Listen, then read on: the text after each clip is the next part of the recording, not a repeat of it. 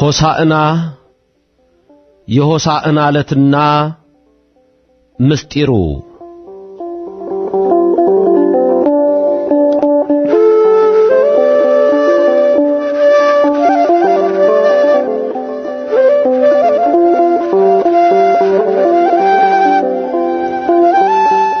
የማቴዎስ ወንጌል ምዕራፍ 21 ከቁጥር 1 ጀምሮ እስከ 16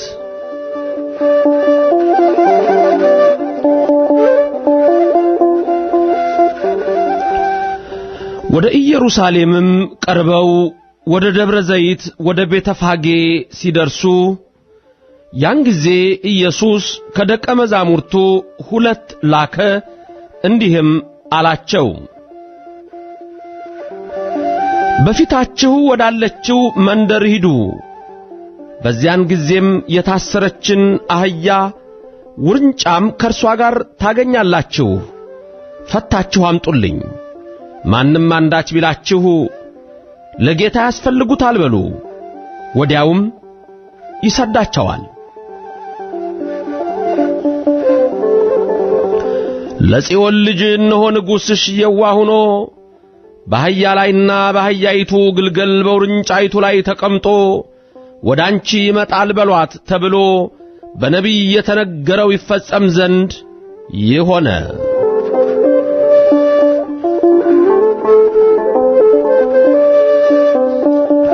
ደቀ መዛሙርቱም ሄደው ኢየሱስ እንዳዘዛቸው አደረጉ።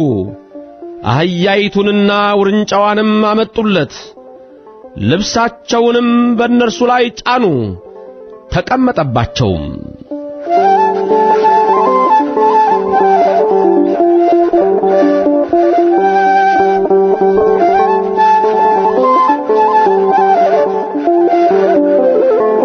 ከሕዝቡም እጅግ ብዙዎች ልብሳቸውን በመንገድ ላይ አነጠፉ። ሌሎችም ከዛፍ ጫፍ ጫፉን እየቆረጡ በመንገድ ላይ ያነጥፉ ነበር።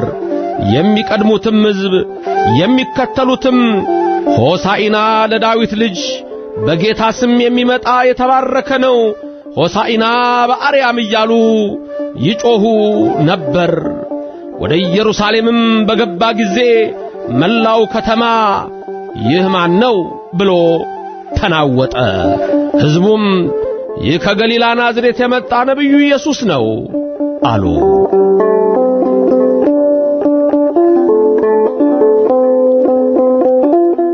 ኢየሱስም ወደ መቅደስ ገባና በመቅደስ የሚሸጡትንና የሚገዙትን ሁሉ አወጣ። የገንዘብ ለዋጮችንም ገበታዎች፣ የርግብ ሻጮችንም ወንበሮች ገለበጠና ቤቴ ጸሎት ቤት ትባላለች ተብሎ ተጽፏል፣ እናንተ ግን የወንበዶች ዋሻ አደረጋችኋት አላቸው።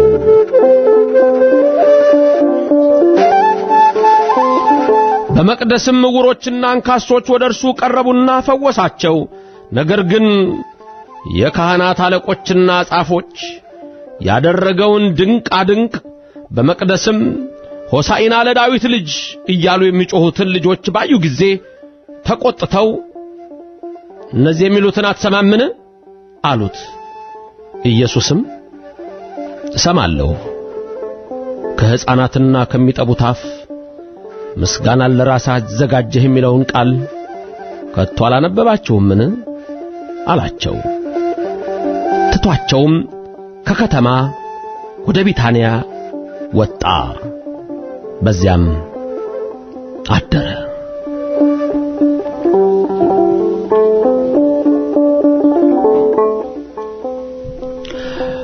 እንግዲህ ይህንን ቃል ስንሰማ እግዚአብሔር አምላክ ያደረገውን ድንቅ እኛንም ለማዳን እነሆ ከሰማይ ሰማያት ወርዶ በፍጻሜው ወደ ቀራንዮ በሚወጣበት የማዳን ተግባር ከዕለተ ዓርብ ቀደም ብሎ ባለው እሁድ የተከሰተ ታሪክ ነው የሰማነው።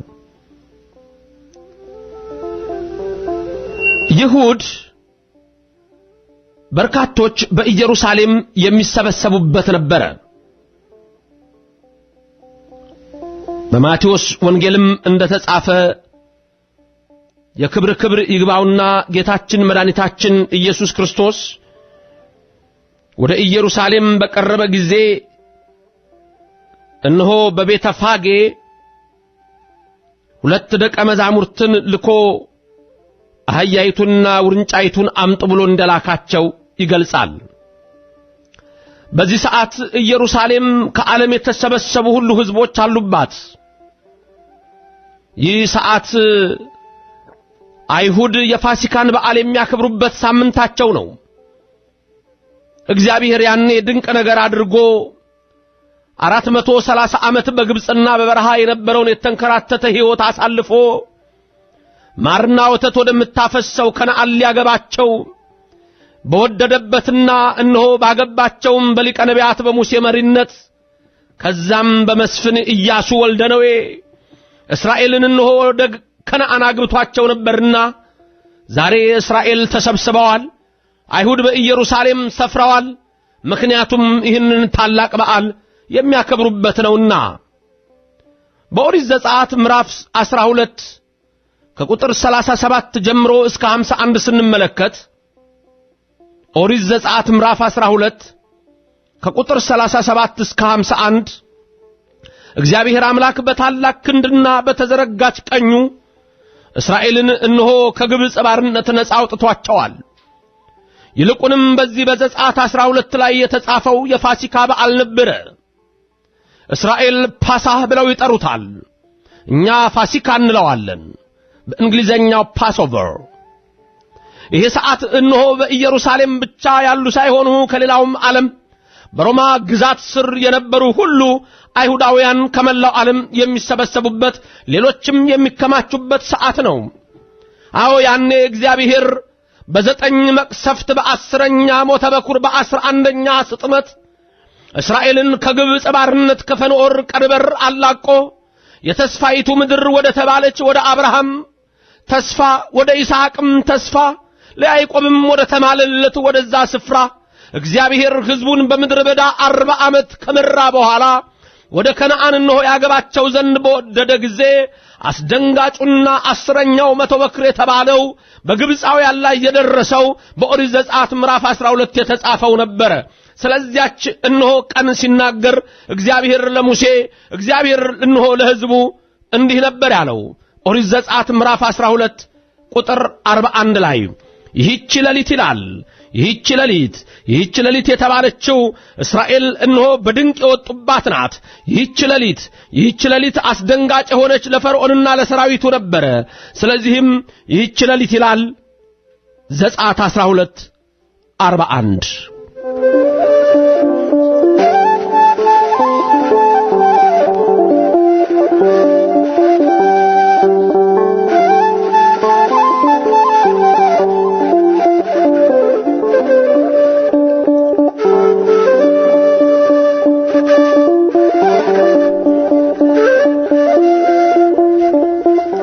የእስራኤል ልጆች በግብጽ ምድር የተቀመጡት ዘመን 430 ዓመት ነው። እንዲህም ሆነ 430 ዓመት ከተፈጸመ በኋላ በዚያን ቀን የእግዚአብሔር ሰራዊት ሁሉ ከግብጽ ምድር ወጣ። ይህች ሌሊት ከግብጽ ምድር ስላወጣቸው ለእግዚአብሔር የተጠበቀች ናት። ይህች ሌሊት በእስራኤል ልጆች ሁሉ ዘንድ እስከ ልጅ ልጃቸው ድረስ ለእግዚአብሔር የተጠበቀች ናት። እግዚአብሔርም ሙሴና አሮንን አለ፣ ይህ የፋሲካ በግ ነው። እንግዲህ እስራኤል ይህን በዓል ለማክበር ዛሬ ተሰብስበዋል። ኢየሩሳሌም በርካታ ሰዎች አሉባት። ይሄን ጊዜ ነው ጌታችን መድኃኒታችን ኢየሱስ ክርስቶስ በ2 ማይልስ ርቀት የምትገኘው ቤተፋጌ ላይ ደርሶ 2ቱን ደቀ መዛሙርት እነሆ የታሰረችውን አህያ ከነውርንጫዋ ፈተው እንዲያመጡ ያዘዛቸው። ወቀሪቦ ኢየሩሳሌም በጣ ቤተፋጌ እንተገቦ ደብረ ዘይት ወደ ደብረ ዘይት እነሆ ወደ ኢየሩሳሌም ሊገባ በቀረበ ጊዜ የደብረ ዘይት አጠገብ ወደምትሆን ወደ ቤተፋጌ ደረሰ ይላል። ቤተፋጌ እንደደረሰ ጌታችን አንድ ትእዛዝ ሰጠ። ያንን እነሆ ትእዛዝ ለሁለቱ ደቀ መዛሙርት እንዲህ ብሏቸዋል። ወሶቤሃ ፈነወ እግዚ ኢየሱስ ክልኤተ አርዳኢሁ። ያን ጊዜ ጌታ ከደቀ መዛሙርቱ ሁለቱን ላከ፣ ወይቤሎሙ ሁሩ ሀገረ ዘቅድሜክሙ ወደፊታችሁ ወዳለችው ከተማ ሀገር ግቡ ወይእተ ጊዜ ትረክቡ እድግተ እስርተ ምስለ እዋላ ያን ጊዜ አህያ ከውርንጭላዋ ጋር ታስራ ታገኛላችሁ ፍትህዎን ወአምጽእዎን ሊተ ፈታችሁ አምጡልኝ አላቸው ይላል። እንግዲህ ይህ ቀን ሆሳዕና ብለን የምናከብረው ዕለት ነው። ሆሳዕና የሆሳዕና ዕለትና ምስጢሩ አዎ ጌታችን ኢየሱስ ክርስቶስ የክብር ይግባውና ለ33 ዓመታት እንሆ ያደረገውን በመዋዕለ ሥጋዌው የሰራውን የማዳን ተግባር ወደ ፍጻሜው ላይ አቅርቦታል። ዛሬ እንሆ ሆሳዕና ሲታሰብ ከፊት ያለችው ሮብ ደግሞ ጌታችን የሚያዝባት ምሽት ነች። ሐሙስ ደግሞ የአይሁድ ፋሲካ ነው። ያንን ዕለት በጉልባን እንሆ በአፍለኛ ቂጣዎችና በንፍሮ ያከብሩታል።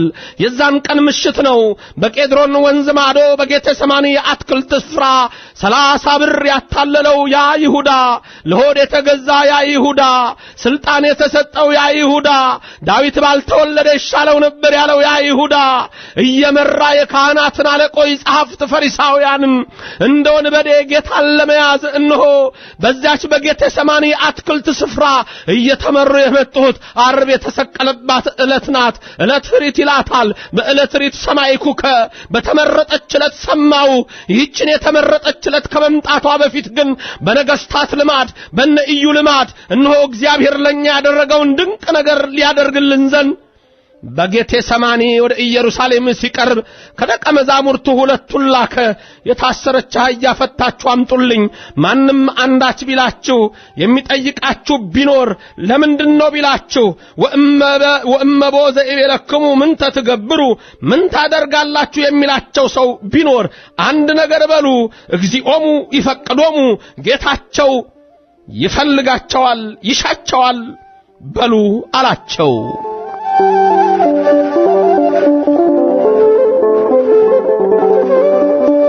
የተከበራችሁ ምእመናን እዚህ ላይ የምናስተውላቸው አብይ ጉዳዮች አሉ። አንደኛ ከደቀ መዛሙርቱ ሁለቱን ላከ።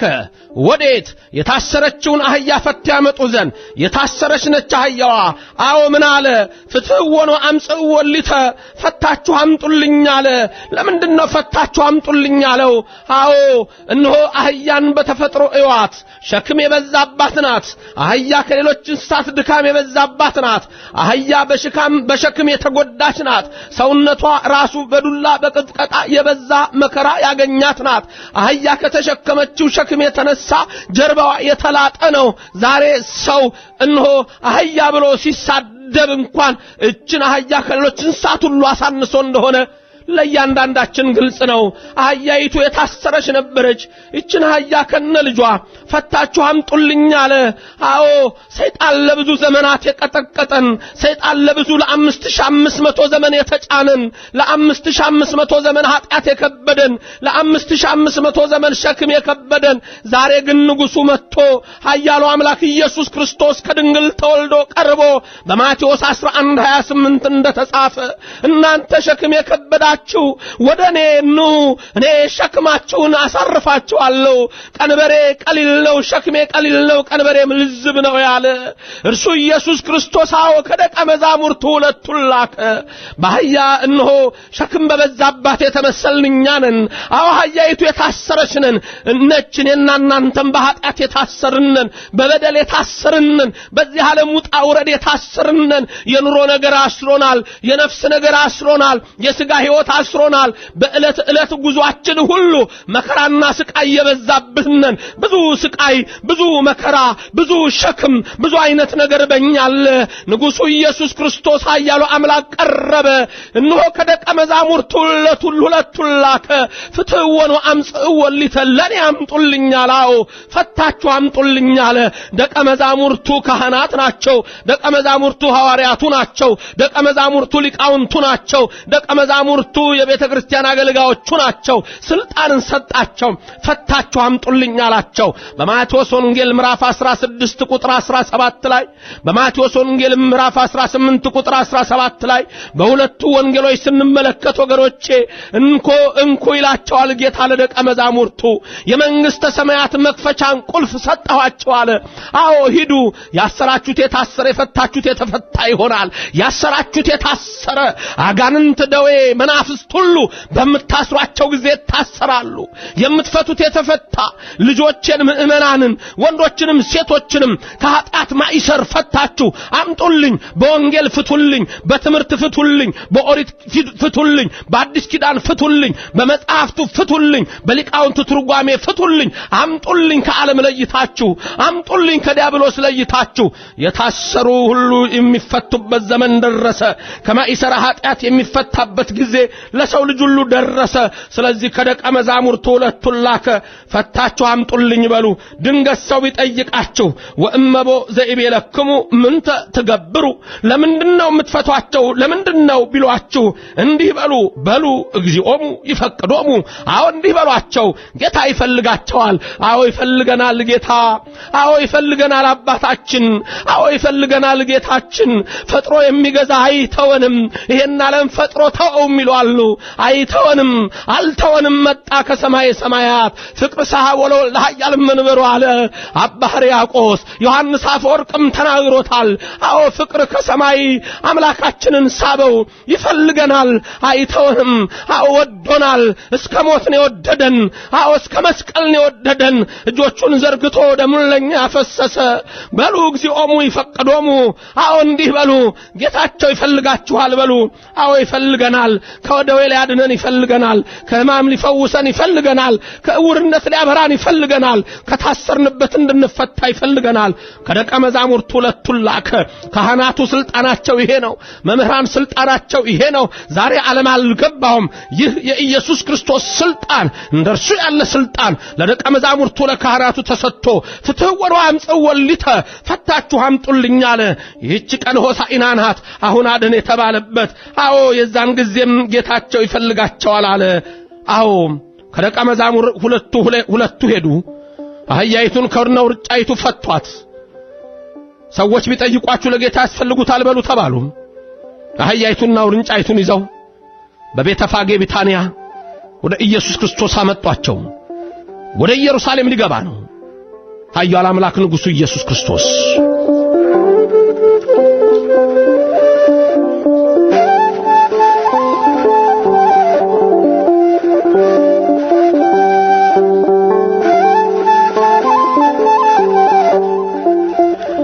አዎ በደብረ ዘይት ሳሉ ሁለቱን ደቀ መዛሙርት ላካቸው ይላል። ይህች ደብረ ዘይት ደግሞ የተለየች ቦታ ናት።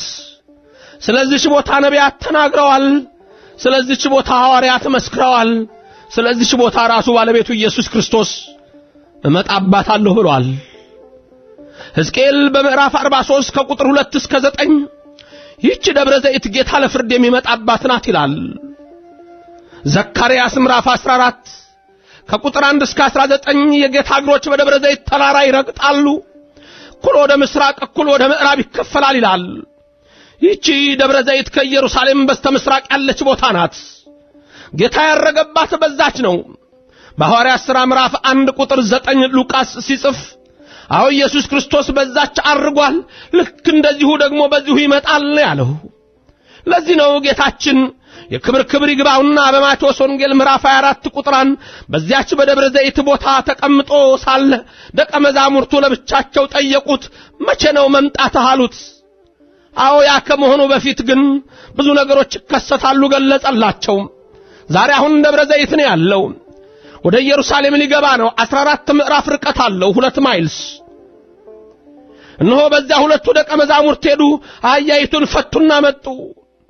ትንቢታውን የተነገረ ነበረ። ቀድሞ ነቢያቱ የተናገሩት ማቴዎስ እንዲህ አለ ሲጽፍ፣ ለጽዮን ልጅ እነሆ ንጉሥሽ የዋህ ሆኖ በአህያ ላይና በአህያይቱ ግልገል በውርንጫይቱ ላይ ተቀምጦ ወደ አንቺ ይመጣል በሏት ተብሎ በነቢይ የተነገረው ይፈጸም ዘንድ ይሆነ ይላል። አዎ ይሆነ። ጌታችን አዘዘ ሁለቱን ደቀ መዛሙርት ትንቢቱ ይፈጸም ዘንድ። ሁለቱ ደቀ መዛሙርት ሄዱ፣ አህያይቱን ከነውርንጫዋ ፈተው መጡ። እንዲሆነ ትንቢቱ ይፈጸም ዘንድ ትንቢቱን ነቢያት ተናግረውታል። በነቢይ ተነገራለ። ኢሳይያስና ዘካርያስ ናቸው። በነቢይ ብሎ እንደ አንድ አደረገው። ኢሳይያስን እንደ አባት፣ ዘካርያስን እንደ ልጅ ወስዶ ኢሳይያስ በምዕራፍ 62 ቁጥር 11 ላይ ትንቢቱን ተናግሮታል። ለጽዮን እንዲህ በሏት፣ ነቢያት ሁሉ የተናገሩት ይፈጸም ዘንድ በልዋ ለወለተ ጽዮን ነዋ ንጉሥኪ ጻድቅ ወየዋህ ይመጽእ ኀቤኪ እንዘ ይጽአን ዲበ እድግት ወዲበ እዋላ።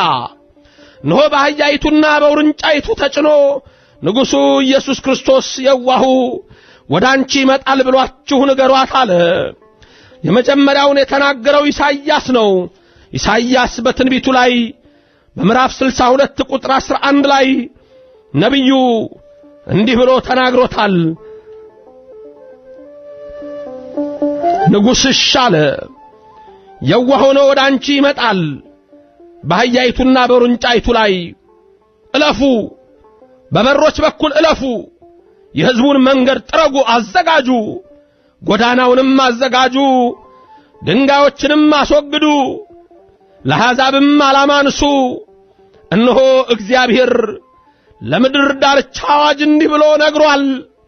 ለጽዮን ልጅ እነሆ መድኃኒትሽ ይመጣል፣ እነሆ ዋጋው ከእርሱ ጋር፣ ሥራውም በፊቱ አለ በሏት።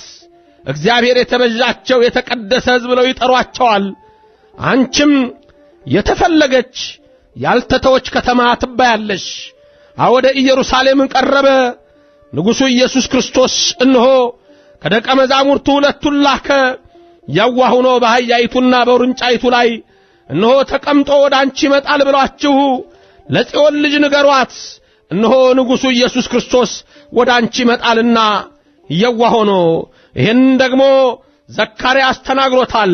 ነቢዩ ዘካርያስ በምዕራፍ 9 ቁጥር 9 ላይ እንዲህ ብሎ አስቀምጦታል። አንቺ የጽዮን ልጅ ሆይ እጅግ ደስ ይበልሽ፣ አንቺ የኢየሩሳሌም ልጅ ሆይ እልል በይ። እነሆ ንጉሥሽ ጻድቅና አዳኝ ነው፣ ትሑትም ሆኖ በአህያይቱ ግልገል በውርንጫይቱ ላይ ተቀምጦ ወደ አንቺ ይመጣል። ሰረገላውንም ከኤፍሬም ፈረሱንም ከኢየሩሳሌም አጠፋለሁ፣ የሰልፉንም ቀስት ይሰብራል፣ ለአሕዛብም ሰላምን ይነግራል። ግዛቱም ከባሕር ከወንዝም እስከ ምድር ዳርቻ ይሆናል። የዋሁ ንጉሥ፣ ጻድቁ ንጉሥ፣ ትሑት ንጉሥ ኢየሱስ ክርስቶስ መጣ። ኢሳይያስ እንደተናገረ ዋጋው ከሱ ጋር ነው። ለወለተ ጽዮን ንገሯት፣ ንጉሥሽ ይመጣል፣ ከኤፍሬም ፈረስን አጠፋለሁ፣ የሰልፍን ቀስት ሰብራለሁ አለ። ሰላም ነው የሚመጣው፣ ሰላምን ይነግራል። ለአሕዛብ ሁሉ ከባሕር እስከ ባሕር ከዳርቻ እስከ ዳርቻ የሚገዛው የሌለበት የሌለ በሁሉ የመላ እርሱ ኢየሱስ ክርስቶስ ንጉሡ ይመጣል። እነሆ እርሱም በአህያይቱና በግልገሊቱ በአንድ ጊዜ ተቀምጦ በተአምር ወደ ቅድስቲቱ ከተማ ይገባል። ንጉሥሽ የዋህ ሆኖ ይመጣል። በነቢይ የተነገረው ይፈጸም ዘንድ በዘካርያስ የተናገረ እሱ ነው። በኢሳይያስም ያደረ እሱ ነው። እነሱም የተናገሩት ይህንን ነው። እግዚአብሔር ብሎ ጠራው ኢሳይያስ። ኢየሱስ ክርስቶስ እግዚአብሔር ነውና፣ ኢየሱስ ክርስቶስ ፈጣሪ ነውና፣ ኢየሱስ ክርስቶስ አምላክ ነውና፣ ኢየሱስ ክርስቶስ የአማልክት አምላክ ነውና፣ ኢየሱስ ክርስቶስ የነገሥታት ንጉሥ ነውና፣ ኢየሱስ ክርስቶስ የጌቶች ጌታ ነውና፣ ኢየሱስ ክርስቶስ የኃያላን ኃያል ነውና፣ እሱ ሰማይና ምድርን የዘረጋው ሰማይን ከነግሱ ያለ ምሰሶ ምድርንም በውሃ ላይ ያለ ካስማ ከነልብሱ ያጸና አልፋ ኦሜጋ ኢየሱስ ክርስቶስ ነው፣ አምላክ ነው።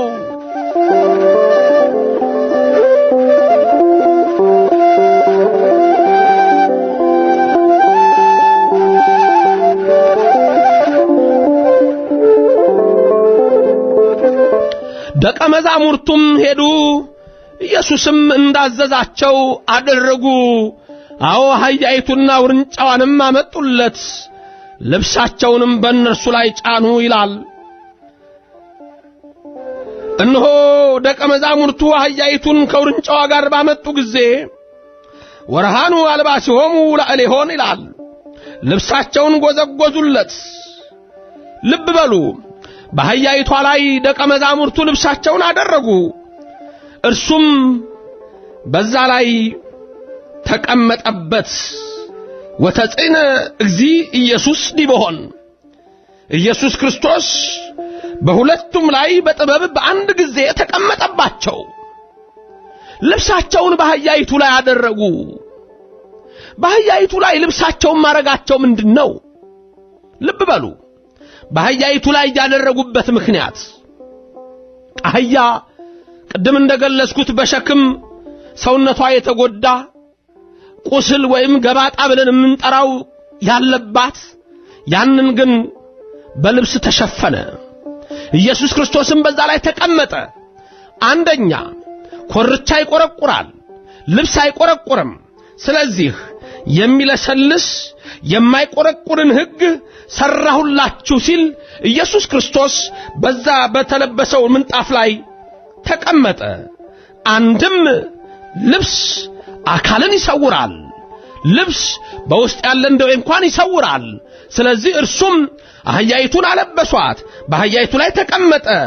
አንተ ኃጢአትን የምትገልጥ አይደለህም፣ አንተ በደልን የምትገልጥ አይደለህም፣ በንስሐ የምትሸፍን የምታጥብ ነህ ከባቴ አበሳ ሲሉ አህያይቷ ላይ አለበሱ ይላል። ትዝ ይላችሁ ከሆነ በዮሐንስ ወንጌል ምዕራፍ 8 ላይ እነሆ በዛን ጊዜ ሰዎች አንዲት ሴት ዝሙት ስትሰራ አገኘን፣ ስታመነዝር አገኘን ብለው ወንዱን ትተው ሴቲቱን ሊወግሯት መጡ። ኢየሱስ ክርስቶስ ግን ኃጢአት የሌለበት ከናንተ ይውገር አለ። የዛን ጊዜ ሴቲቱንም እኔም ምሬሻለሁ፣ ደግመሽ ኃጢአት አትስሪ ያለ ከባቴ አበሳ ነው፣ በደላችንን የማይገልጥ ነው፣ ኃጢአታችንን በንስሐ የሚሸፍን ነው። ዛሬ ኃጢአታችን ቢገለጥ አስቡት፣ በደላችን ቢገለጥ አስቡት። የእናንተን አላቅም፣ የኔ ብዙ ነው፣ ከእድሜ ልኬን ብዙ ነው። እግዚአብሔር ኢየሱስ ክርስቶስ ግን ሸፈነን፣ ከለለን። እነሆ በደቀ መዛሙርቱ ልብሳቸውን አወለቁ፣ በአህያይቱ ላይ አደረጉ። ኢየሱስ ክርስቶስም ተቀመጠባቸው። ልብ በሉ፣ አሁንም ተቀመጠባቸው። ኃጢአታችንን በደላችንን የሚሸፍን ጌታ በልባችን ደግሞ ይቀመጣል። ኃጢአታችንን በደላችንን ደምስሶ የሰራነውን አበሳ አስተስርዮ በልባችን ይቀመጣል። በአህያይቱና በውርንጫይቱ ተቀመጠ። ተፈታን ከኃጢአት ወገኖቼ፣ ተፈታን፣ ቀረበን። ደቀ መዛሙርቱ አቀረቡን። ምልጃ ነው፣ የደቀ መዛሙርቱ ተራዳኢነት ነው። ፈተው እንዲያመጡ ተልከዋል። ዛሬ ብዙዎች የደቀ መዛሙርቱን ምልጃ የቅዱሳንን ተራዳኢነት አንፈልግም ይላሉ። እንዴት ሆነው እንደሚድኑ አላውቅም። ንጉሡ ግን ላከ ሁለቱን ከደቀ መዛሙርቱ። እነሆ ተፈታች አህያይቱ ከነውርንጫዋ፣ ተፈታን ከነዘመዶቻችን፣ ተፈታን ከነወገኖቻችን። መጣን። እነሆ በዛን ጊዜ ልብሳቸውን አደረጉ፣ ኃጢአታችንን ሸፈነው፣ በደላችንን ከለለው፣ አበሳችንን በኃጢአት እነሆ የነበርነውን በንስሐ ቀደሰን። ተቀመጠባቸው በአንድ ጊዜ፣ በሁላችንም አደረ ንጉሡ ኢየሱስ ክርስቶስ። ተቀመጠባቸው አለ፣ ተቀመጠብን። ኢየሱስ ክርስቶስ በእኛ ዘንድ ነገሰ። እነሆ በልባችንም እርሱ ተቀመጠ። አዎ የዛን ጊዜ ነው እንግዲህ ደቀ መዛሙርቱ ልብሳቸውን በአህያይቱ ሲያደርጉ፣ ሕዝቡ ደግሞ እነሆ ምን አደረጉ ይላል። አዎ ሕዝቡ የዘንባባ ዝንጣፊ እየቆረጡ በመንገድ ላይ ያነጥፉ ነበረ። የዘንባባ ዝንጣፊ እየቆረጡ በእጃቸው ይይዙ ነበረ። የሚቀድመውም ሕዝብ የሚከተለውም ሕዝብ እንዲህ ይል ነበር፣ ሆሳዕና ለዳዊት ልጅ፣ በጌታ ስም የሚመጣ የተባረከ ነው ይሉ ነበር። ሆሳዕና ለዳዊት ልጅ።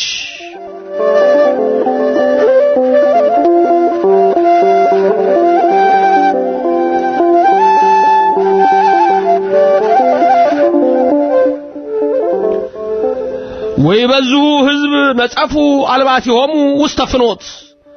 ሕዝቡም እነሆ ልብሳቸውን አውልቀው በመንገዱ ላይ አነጠፉ። አህያይቱ በምትሄድበት አነጠፉ። አዎ ሕግ ነው እንግዲህ። እግዚአብሔር ኢየሱስ ክርስቶስ በለሰለሰው ላይ ተቀምጦ በአህያይቱ የምትለሰልስ ሕግን የማትቆረቁር ሕግን ሰራሁላችሁ አለ። የዛን ጊዜ ብዙ ሕዝብ በልብስ በጎዳና ላይ አነጠፉ።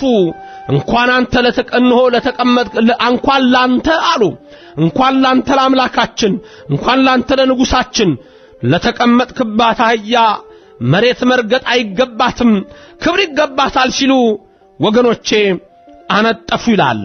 እንግዲህ ይህ ምልክት ለእስራኤል ልዩ ምስጢር አለው። በአህያ ተቀምጦ ሕዝቡ ዘንባባ ይዞ ሲሄድ እስራኤል ታሪክ አላቸው። አዎ የጥንት ታሪኩም የነገስታት ታሪክ ነው። ዘንባባ ይዘው ይሄ ቅዱሳን ታሪክ ነው። አብርሃም ይስሐቅን ሲወልድ ይስሐቅ ያዕቆብን ሲወልድ ዘንባባ ይዘው በዝንጣፊ ምስጋና ለእግዚአብሔር ሰጥተዋል። አንድም በኢዩ ልማድ ነው። ኢዩ የእስራኤል ደግ ንጉስ ነው። ያ ኢዩ በእግዚአብሔር ሰው በሰማርያ ዶታይን በነበረው በኤልሳ ተቀብቶ የነገሰ ነው። ታዲያ አንድ ቀን እግዚአብሔር ነብይ እግዚአብሔር ኤልሳን ኢዩን በእስራኤል ላይ ንጉስ ይሆን ዘንድ ቀባልኝ ብሎ ላከው። የዛን ጊዜ ሲሄድ ኢዩ ከጓደኞቹ ጋር ቁጭ ብሏል። አንድ ጊዜ ናለውና ጠራው። በየመልእክት አንድ መልእክት አለኝ አለው። የዛን ጊዜ ኢዩም ለኔ ነውን? ማህበበኑ ከማን ዘንድ መልእክት አለህ አለው። አዎ እሱም ከእግዚአብሔር ዘንድ መልእክት ይዟል። ኢዩም ወደሱ ቀረበ። የዛን ጊዜ ወደሱም በቀረበ ጊዜ እግዚአብሔር ልኮኛል፣ ወደ አንተ ተልኬ መጥቻለሁ አለ። ከእልፍኝ ይዞት ገባ። የዛን ጊዜ ከውስጥ አስገብቶ ነብይ እግዚአብሔር ኤልሳ በኢዩ ላይ ቅባቱን ዘይቱን አፈሰሰ።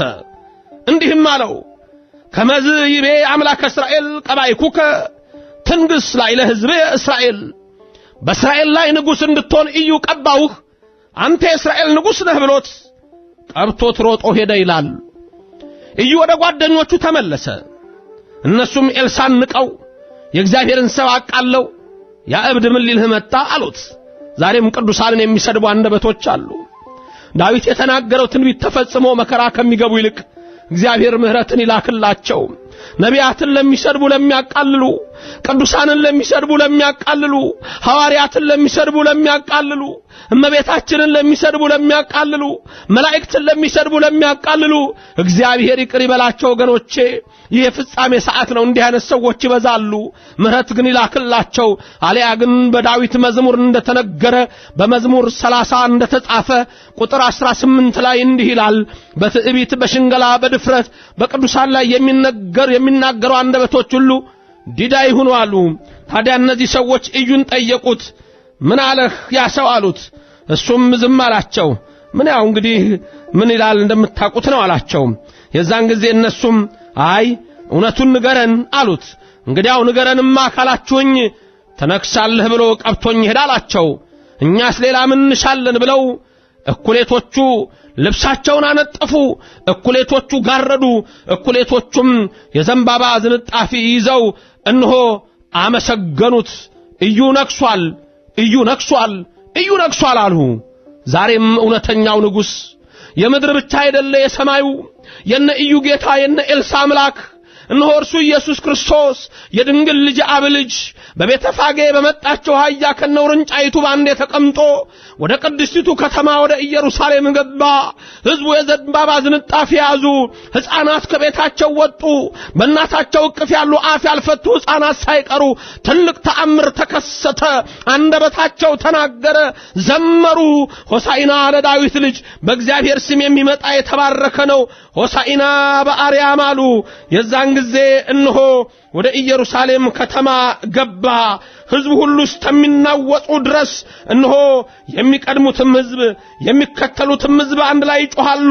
ወሕዝብ ሰለ ይመርሁ ወእለሂ ተሉ ይጸርሁ ወይብሉ ሆሳዕና ለወልደ ዳዊት የዳዊት ልጅ ኢየሱስ ክርስቶስ ሆሳዕና ሆሳዕና መባል ይገባዋል እያሉ ከፊትም ከኋላም ተከተሉት አለ።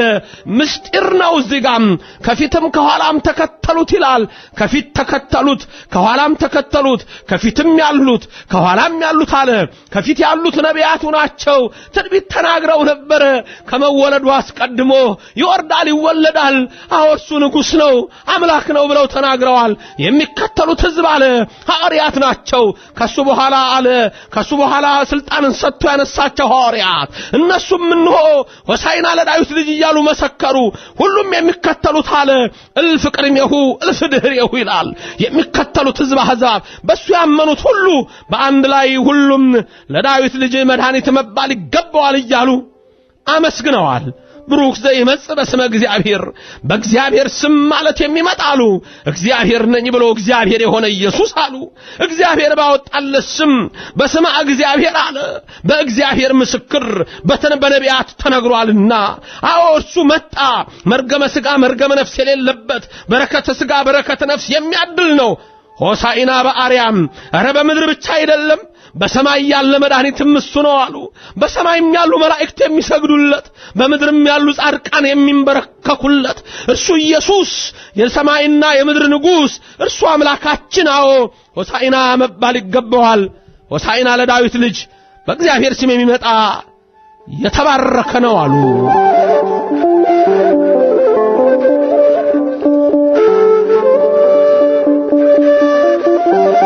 አሁን እንደ ነገሥታቱ ልማድ የዘንባባ ዝንጣፊ ይዘው መጡ አለ። የዘንባባ ዝንጣፊ ራሱን የቻለ ምስጢር አለው። የዘንባባ ዝንጣፊ አዎ ይሄ የዘንባባ ዝንጣፊ ቅድም እንዳልኳችሁ አብርሃም ይስሐቅ ያዕቆብን በወለዱ ጊዜ እስራኤል ከግብጽ በወጡ ጊዜ በዛች ሌሊት የዘንባባ ዝንጣፊ ይዘው ቀይ ባህርን ተሻግረው ከነዓን ገብተው አመስግነውታል። ዮዲት ሆርኒስን በገደለች ጊዜ ዘንባባ ሰሌን ቆርጠው ይዘው አመስግነዋል። በዚያ ልማድ ዛሬም ያናደረጉ ዘንባባ ያዙ። ለምን? ልዩ ምስጢር ሆሳዕና የሆሳዕና ዕለትና ምስጢሩ የዘንባባ ዝንጣፊ ይዘው ሁሉም አዎ ሆሳዕና ለዳዊት ልጅ አሉ። ይህ ዘንባባ ሰለኒው ጫፍጫፉ እሾሃማ ነው። ትዕምርተ ኃይል ትዕምርተ መዊ አለህ ሲሉ አንድም ዘንባባ እሳት አይበላውም ለብልቦ የሚተወው ነው። ባህሪ አይመረመርም ሲሉ አዎ ያንን ይዘው ሆሳዕና ለዳዊት ልጅ ብለዋል። የማይመረመር ባህሪ ያለህ አምላክ አንተ ነህ አትመረመርም ባህሪ የማይመረመር ነው ሲሉ ዛሬ ብዙዎች የእግዚአብሔር ባህሪ የሚመረመር መስሏቸዋል። ሐልወቱንም በምርምር ለማግኘት አንዳንዶችም ጨረቃ ላይ ወተናታ ነው ማርስ ላይም ደርሰን አላገኘነውም ይላሉ። እርሱ ግን ከዛ በላይ ነው። ማርስ ለሱ ጥቂት ኢምንት ፍጥረቱ ነው። ጨረቃም እንሆ በቀን ሳይሆን በሌሊት ተሰለጥን ዘንድ የሾማት ናት። ሁሉን ያደረገ እግዚአብሔር ነው። የማይመረመር ባህሪ ያለው አንተ ክም ዛሬ ያለህ ነገ የለህም አትባል።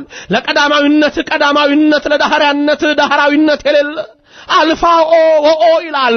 አልፋ ኦሜጋ ዘላለማዊ አምላክ ነህ የማትመረመር ማንም በሳይንስ ውጤት በናሳ ምርምር በላብራቶሪ ምርምር በኤክስፐሪመንት ውጤት በዘመን ፍልስፍና ውጤት በዩኒቨርሲቲ ጥናት በፊዚክስ ጥናት በባዮሎጂ ምርምር ወይም በተለያዩ የሳይንስ ፍልስፍናዎች በፍልስፍናውም ትምህርት ቢሆን የማይገኝ የማይመረመር ነውና እሳት የማይበላውን ዳር ሾኩ ያለውን እነሆ ኃይለመዊ ያለ ኃያል አምላክ አንተነ ሲሉ ባህሪ የማይመረመር ሲሉ ሆሳዕና ለዳዊት ልጅ አንተ አምላክ ነህ ፈጣሪ ነህ ብለው እግዚአብሔር በገለጸላቸው አንደበታቸው ያልተፈታ ሕፃናት ሳይቀሩ መሰከሩ። ሆሳዕና ለዳዊት ልጅ አሉ። አዎ በአህያይቱ ተቀምጦ መጣ። ሕዝቡ ምንጣፍን አነጠፈ፣ የዘንባባ ዝንጣፊ ያዘ። ሕግን ሰራሁላችሁ። ኢሳይያስ ምን አለ? ፈረስን ከኤፍሬም ያጠፋል፣ ሰላምን ለአሕዛብ ይሰብካል። በአህያ መቀመጥ ሰላም ነው ወገኖቼ፣ የሰላም ምልክት ነው። በአህያይቱ ተቀምጦ መጣ። ሁሉም ያመሰገኑት አዎ ሌሎችም ሁሉ አዎ ሆሳዕና ለዳዊት ልጅ አሉት ከፈሪሳውያን በስተቀር። ፈሪሳውያን ተበሳይተዋል። ፈሪሳውያን ተናደዋል። ዛሬ ለምን ኢየሱስ ይመሰገናል ብለው ለምን አምላክ ይመሰገናል ብለው ሕፃናት አንደበታቸውን ፈተዋል። ይሄ ሁሉ ተአምር አላስደሰታቸውም። እነሱ ተበሳይተዋል። እስራኤል በዛ ሰዓት ኢየሩሳሌም ደስ ብሏታል። አዎ የዛን ጊዜ ሆሳዕና ለዳዊት ልጅ በአህያ ተቀምጦ መጣ ንጉሡ። በአህያ የተቀመጠ ሮጦ አያመልጥም። በአህያ የተቀመጠ አሳዶም አይዝም። አዎ የዋህ ሆኖ ንጉሥ ሻለ ዘካርያስ በአህያይቱ ላይ ተቀምጦ ይመጣል አለ። አዎ በአህያይቱ ላይ ተቀምጦ መጣ ኢየሱስ ክርስቶስ። ለሚፈልጉኝ ሁሉ ቅርብ ነኝ ሲል ነው። አዎ ጋልቦ እንደማያመልጥ በአህያ የተቀመጠ ቅርብ ነኝ ለሚፈልጉኝ ሁሉ አለሁ አለ። አንድም አሳዶ አይዝም። የማይፈልጉኝም ቢሆኑ የራሳቸው ፍቃድ ነው አለ። እነሆ እርሱ ሁሉን በባህሪው የሚገዛ አምላክ በስነ ፍጥረት ተመራምረው ሰዎች እንዲያመልኩት በተጻፈው ሕግም አምነው እንዲያመልኩት ይሻል። በግድ አይደለም።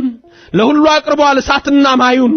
አቅረብኩ ለከ እሳተ ወማየ ደይ ደከ ሀበዘ ፈቀድከ ወደ ፈቀድከው ላይ ላክ እጅህን አለ። አዎ ፈቅዶ የሚያድን አስፈቅዶም የሚፈውስ ነውና አዎ በአህያይቱ ላይ ተቀምጦ መጣ። የዛን ጊዜ በአህያ የተቀመጠ በእስራኤል ልማድ የሰላም ምልክት ነው። በፈረስ ከተቀመጡ ግን የጦርነት ነው።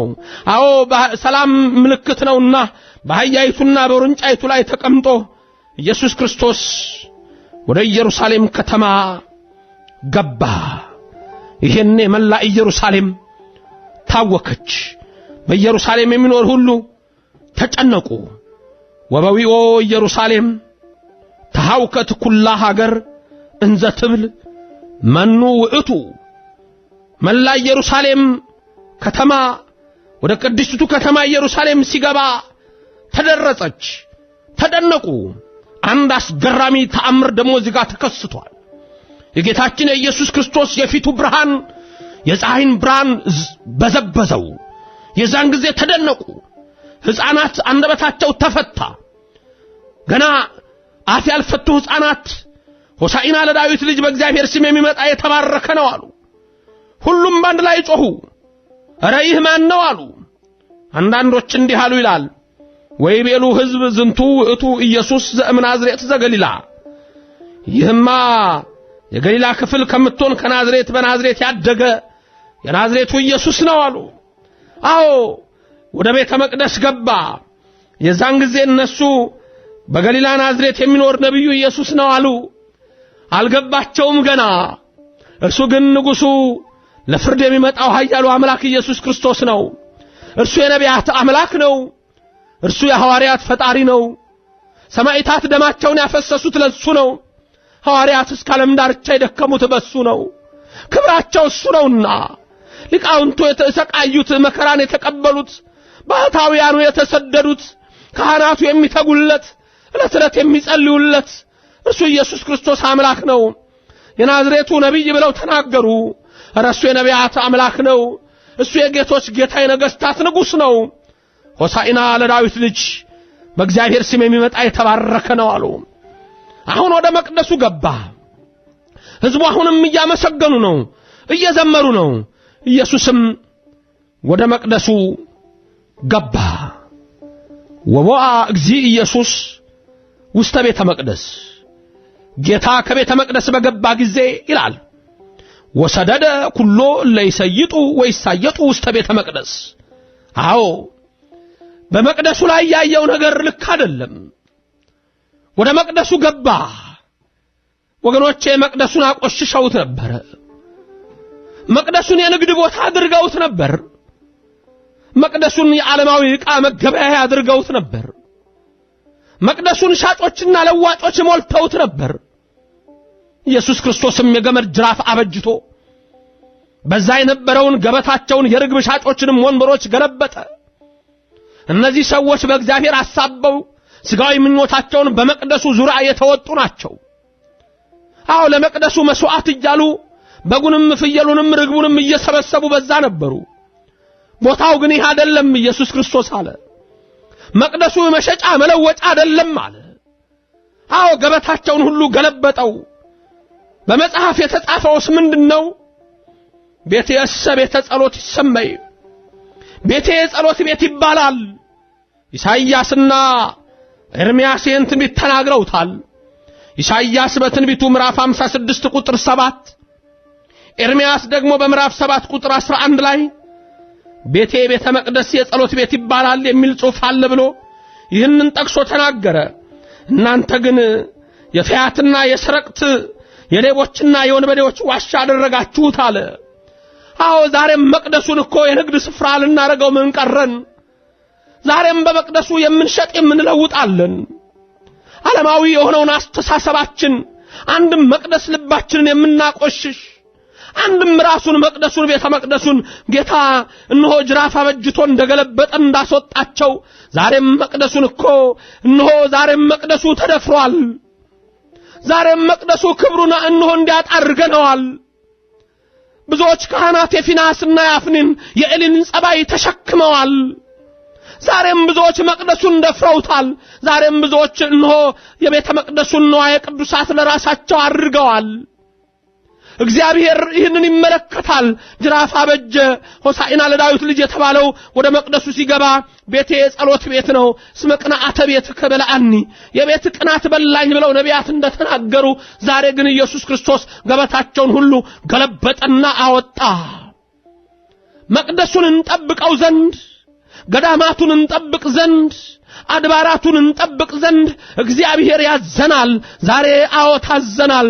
መቅደሱን በፍርሃት እንገባበት ዘንድ እንደ ቅዱሳን በፍርሃት እንደ ሙሴ በፍርሃት እንደ አሮን በፍርሃት እንደ ዳዊት በፍርሃት እንደ ሶሎሞን በመንበርከክ በመቅደሱ ዙሪያ ለእግዚአብሔር መቅደስ ስገዱ እንዳለ በፍርሃት ወደ መቅደስ የግቡ እንዳለ በፍርሃት እንገባ ዘንድ የሚፈራው እግዚአብሔር የሚመለክበት ነውና ወደ መቅደሱ ስትገባ ቃልህ ጥቂት ይሁን እግርህንም ጠብቅ እንዳለ ወደ መቅደሱ ስንገባ በፍርሃት የሌቦች ዋሻ እነሆ የነጣቂዎች መደበቅ ያደረጋችሁት አለ። ይህን እንዳናደርገው እግዚአብሔር መንገዱን ይምራል። የሚደፍሩትንም እግዚአብሔር ልብ ሰጥቶ ይመልስልን። አለዛ እንደ በልጣሶር ወገብ ጅመት ይፈታል፣ ጉልበት ይርዳል፣ ሰውነት ይንቀጠቀጣል፣ አይምሮም ይደነግጣል። መመለሻም የለ ቅስፈት ነው። እግዚአብሔር ይሰውር ዘንድ ዛሬም እግዚአብሔር መቅደሱን ፈርተን በክብር እንኖር ዘንድ እሱ ይፍቀድልን። ሆሳዕና ለዳዊት ልጅ በዛን ቀን የተደረጉ ተአምራት ብዙ ናቸው። በመቅደሱ በር ላይ ዕውሮች፣ አንካሶች፣ ለምጻሞች፣ በሽተኞችና ብዙ ደዌ ያለባቸው ሰዎች ነበሩ። ኢየሱስ ወደ እነሱ ቀረበ፣ ሁሉንም ፈወሳቸው ይላል።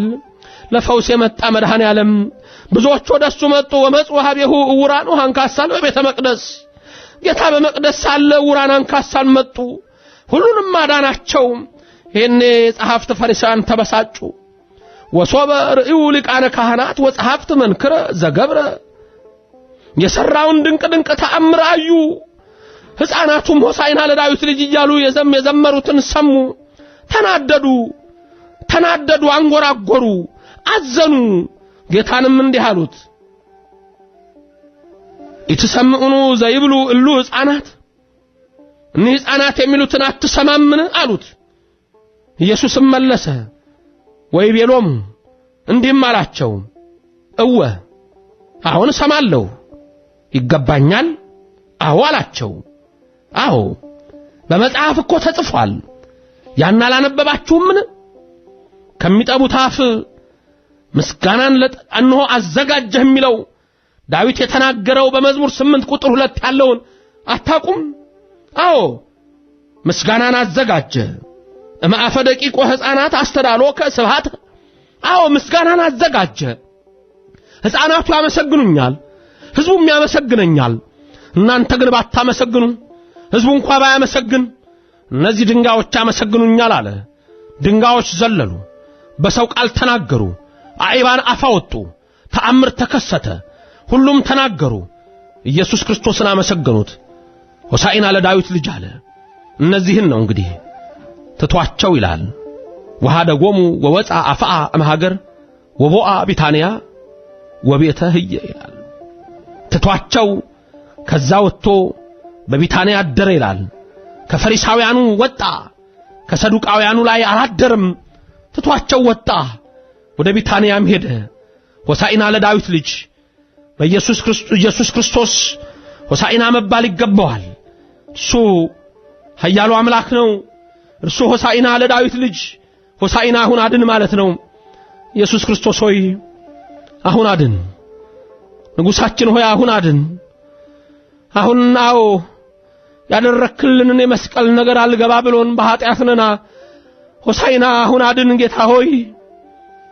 ያ የተወጋ ጎንህ አሁን ይፈውሰን ጌታ ሆይ። ሆሳዕና አሁን አድን።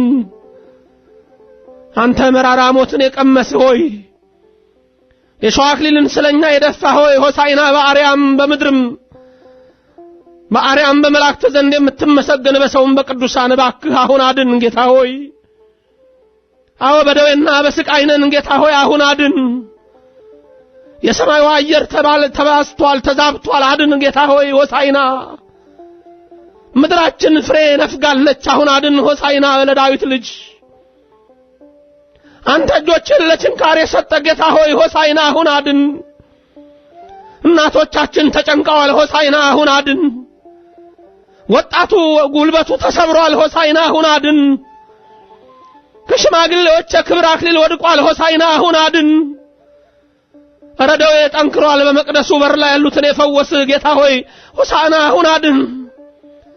ወደ ሆስፒታሉ ግባ ጌታ ሆይ ወደ ሕክምናው ስፍራይ ረድሆችን በቤታቸው ያቸው በመንጣፋቸው ያቸው ሆሳዕና አሁን አድን። ሆሳዕና ለዳዊት ልጅ ዝም ከሚሉት ከፈሪሳውያን አይደለንም እናመሰግንሃለን። ሆሳዕና ለዳዊት ልጅ እንደ ሕፃናቱን ዘምራለን። ሆሳዕና አሁን አድን እባክህ ጌታ ሆይ ና ሆሳዕና አሁን አድን።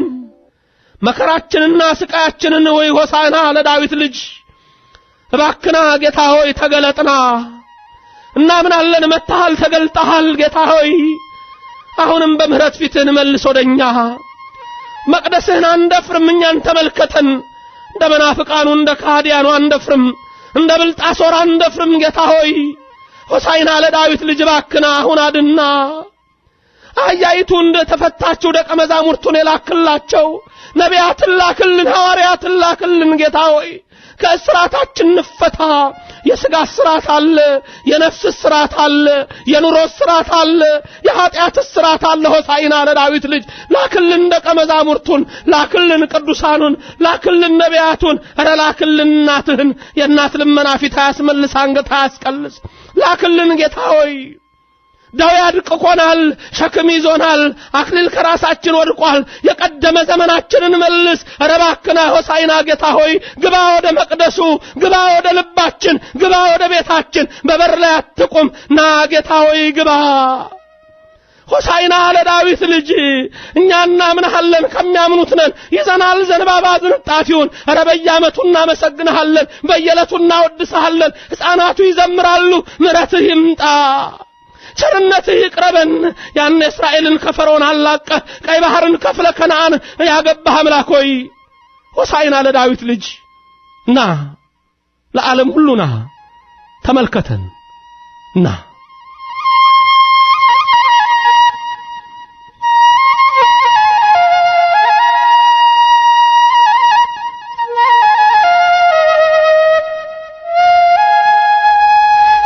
እግዚአብሔር ይባርካችሁ እግዚአብሔር ይቀድሳችሁ የሆሳዕናን በዓል መልካም ያድርግልን በየዓመቱ የምናከብረውን የትንሣኤ ብርሃን ይቀድስልን ሕማማቱን ሁሉ በስግደት በማልቀስ በእንባ ስለ ሁሉም ነገር እንለምነው ቅርብ ነው በምህረት ይመልከተን በቸርነትም ይቅረበን እሱ አምላካችን ሁሉ ጊዜ ከኛ ጋር ይሁን ድንግል ከነልጇ በልባችን ትንገስ የመላእክት ጥበቃ የቅዱሳን በረከት አይለየን እግዚአብሔር ይባርካችሁ ፊቱንም ያብራላችሁ አሜን ሆሳዕና ለዳዊት ልጅ ሆሳዕና በአርያም